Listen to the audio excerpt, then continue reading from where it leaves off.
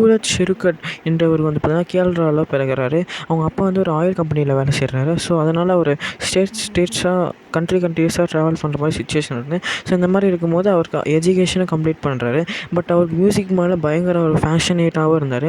So அவர் ஃபேஷனுக்காக அவர் music ஃபீல்டை choose பண்ணுறாரு. So அதனால் அவர் மியூசிக்கில் ஒரு ஃபஸ்ட்டு சாங் ரிலீஸ் பண்ணுறாரு. பட் அந்த ஃபஸ்ட்டு சாங் இந்தியா அளவு மட்டும் இல்லாமல் குளோபலாகவே பெரிய பிளாக் பஸ்டர் ஹிட்டாக அந்த சாங் மாறுது. அதுக்கப்புறம் ரன் இட் அப் பண்ணுற சாங் மூலியம் ரொம்ப ஃபெமிலியரான ஒரு குளோபல் ரேப்பராக மாறுறாரு. ஸோ இந்த அளவுக்கு ஒரு வளர்ச்சி பெற்றால் நம்ம எல்லாருக்குமே தெரிஞ்ச ஹனுமான் கைண்ட் இப்போ ரீசெண்டாக வந்து பார்த்திங்கன்னா 95% கன்ஃபார்மான நியூஸ். அதான் நம்ம தளபதி விஜய் நடிப்பில் உருவாகியுள்ள ஜனநாயகன் படத்துலையுமே வந்து பார்த்திங்கன்னா அவர் ஒரு சாங்கில் ஒரு ரேப் பாடியிருக்காருன்னு ஒரு இன்ஃபர்மேஷன் வந்திருக்கு. நீங்கள் யோசிச்சு பாருங்கள், அனிருத் ஹனுமான் கைண்ட் காம்பினேஷன் எப்படி இருக்க போகுது ஜனநாயகன் படத்துலன்னு. ரிலீஸ் ஆகிற பொங்கல் முன்னிட்டனால ஃபேன்ஸுக்கு ஒரு மிகப்பெரிய ட்ரீட்டாக அமையும் இந்த படம்னு நினைக்கிறேன். நீங்கள் என்ன நினைக்கிறீங்க? கமெண்ட்ஸில்